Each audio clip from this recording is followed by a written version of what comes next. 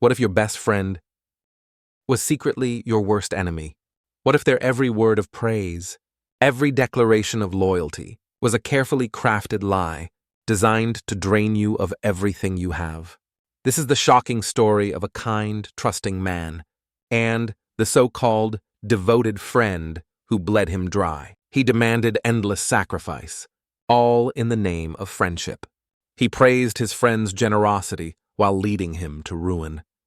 This isn't just a story of betrayal.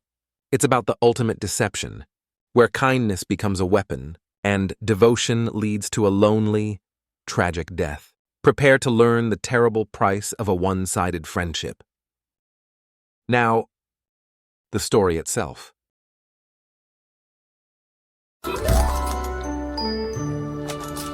Tenny presents The Devoted Friend.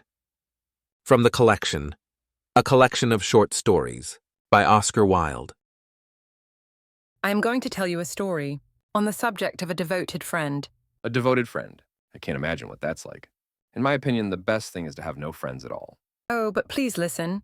My story will touch you. Once upon a time, there lived a kind soul named Little Hans.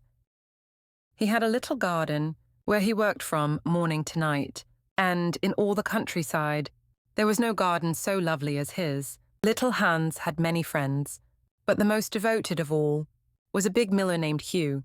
Real friends should have everything in common, The rich miller used to say, and he was so fond of Little Hans that he never went past his garden without leaning over the wall and plucking a large nosegay or a handful of sweet herbs. So Little Hans was very proud of having a friend with such noble ideas. But strangely, during the spring, summer, and autumn, the miller would visit Hans. But when the winter came, and Hans had no flowers or fruit to sell, the miller never paid him a visit. There is no good in my going to see little Hans as long as the snow lasts. When people are in trouble, they should be left alone. That is my idea about friendship, and I am sure I am right. And so Little Hans suffered a great deal. He was often hungry and very cold and terribly lonely. When spring came, the miller came to visit. Ah, little Hans, I was thinking of you all winter. That is very kind of you. I had a hard time this winter. I am going to give you my wheelbarrow. Give me your wheelbarrow. Oh, that is generous. It is true. It is not in very good repair, but I will give it to you. I know it is generous of me, and a great many people would think me foolish for parting with it. But I am not like the rest of the world. I think that generosity is the essence of friendship. Besides, I have a new one for myself. Little Hans was delighted, but the miller had many requests in return.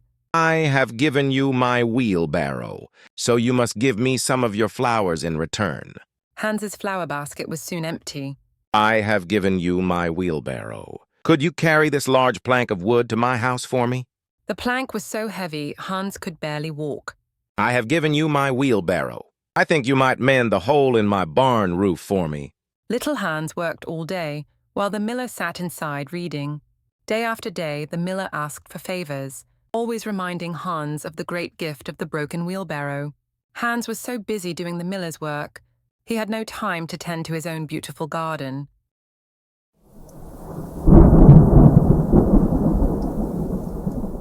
One night, a terrible storm raged. Someone was banging on Hans's door. It was the miller. My dear Hans, my little boy has fallen from a ladder and hurt himself. I am going for the doctor, but he lives so far away, and it is such a bad night. I thought it would be better if you went instead of me. You know I have given you my wheelbarrow, so it is only fair that you should do something for me in return. Certainly, I will go at once. But you must lend me your lantern as the night is so dark. I am very sorry, but it is my new lantern, and it would be a great loss to me if anything happened to it. Well, never mind. I will do without it.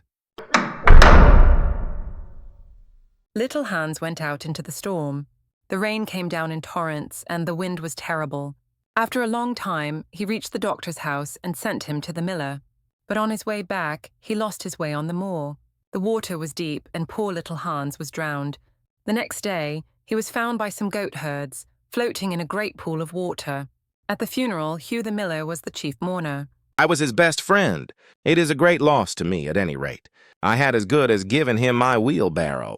And now, I really don't know what to do with it. It is in such bad repair. And I shall certainly get nothing for it if I sell it. I will take care not to give away anything again. One always suffers for being generous. And that is the end of my story. And what happened to the miller? Oh, I really don't know, and I am sure that I don't care. I see. And what is the moral of the story? You asked for a story. You are very annoying. I think I shall go back to bed. And he scuttled back into his hole. Oscar Wilde's Fable, The Devoted Friend, is a sharp and bitter satire. It tells the story of little Hans, a kind gardener, who is systematically exploited by his neighbor, Hugh the Miller. The miller uses the language of noble friendship and generosity to manipulate Hans into performing endless labor for him, giving nothing in return but empty words and a broken wheelbarrow. This one-sided relationship ultimately leads to Hans's tragic death. The key point of this story is its biting critique of hypocrisy.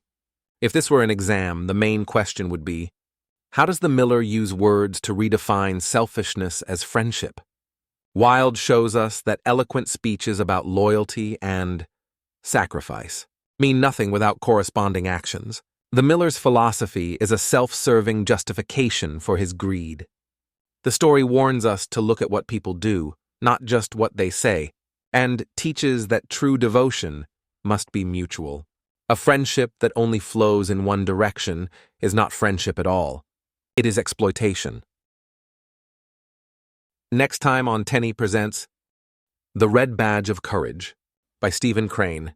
In our next story, we leave the quiet tragedy of a single garden and journey to the heart of a battlefield. The enemy isn't a false friend with a silver tongue. It is the thunder of cannons, the smoke of war, and the battle that rages within a young soldier's own soul.